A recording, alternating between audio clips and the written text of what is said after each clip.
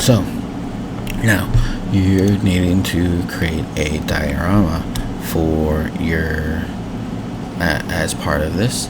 So it doesn't have to look exactly like mine, and it shouldn't. You should be using your own ideas and getting some art from the asset store when you do it. But how do you start? That's what we're going to get into today.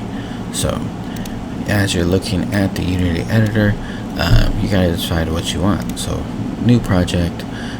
Now let's talk about these pipelines for a second here. There are several different types of pipeline templates that Unity uses. Think of this first part of this video as like a little cheat sheet talking about them. Okay, so first we have the built-in 3D core. This is the classic standard way that Unity renders graphics.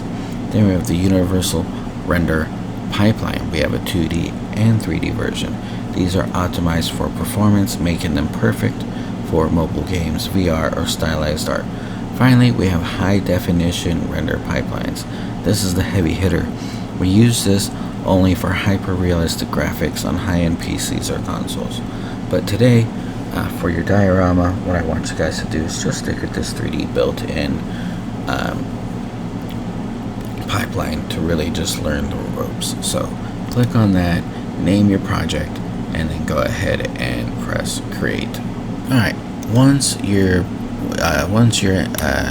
in Unity, yours is going to look a little bit different. You're not going to have any of this stuff that I've created in here. So if we just turn all that off, yours will look more like this, with just the main camera and the directional light in there, and that's totally fine.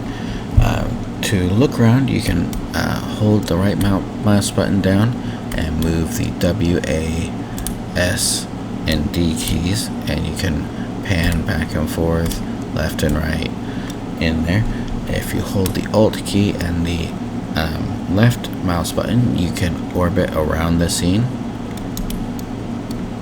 and so you have those as well. Now in 2D, we're only worried about left and right, but since we're going to be in 3D for this, you're going to have a new axis, this Z axis. If you look up here in the top right, you'll see this little directional gizmo here. The red is going to be the X axis, or left and right. The Y is going to be up and down on this green axis, and then the blue is going to be the Z or Z axis, and it deals with forward and back, so depth. Right, so let's go closer back in. Now what I want you guys to do is go ahead and right click in your hierarchy, create a 3D object, and we'll just go with the cube for now. With the cube selected, look over here on the right in your inspector. This transform component is probably one of the most important pieces of data on any 3D object. It controls the position, rotation, and scale or size of an object. The certification exam specifically tests your ability to utilize these transform tools.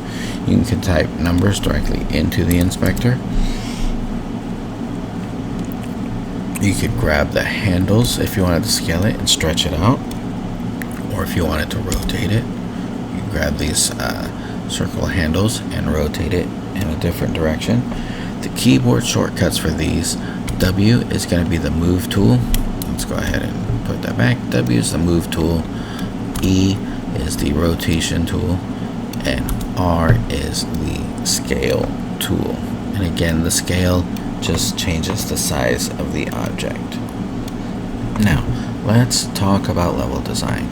Right, today we're going to be looking at a term called greyboxing, building your scenes as a test level to kind of see how it's going to fare and how it's going to look. So if I pull up mine right here, this is just a quick white boxing of like a little arena type deal. You can make something similar, again not the same as mine. You can use the pre-built in 3D objects, okay, or if you want, you can come up here to window and go to package management, package manager, and in the Unity registry you can type in Pro Builder, and then you can install the Pro Builder package. The Pro Builder package will not be on the certification exam. This is more just if you wanted to have a few more options of as far as basic 3D primitive shapes to use. Do not go to the asset store yet. I don't want any quote finalized art into your scenes. I only want to see the white boxing. So you're gonna have the rest of the class period to kind of build that out.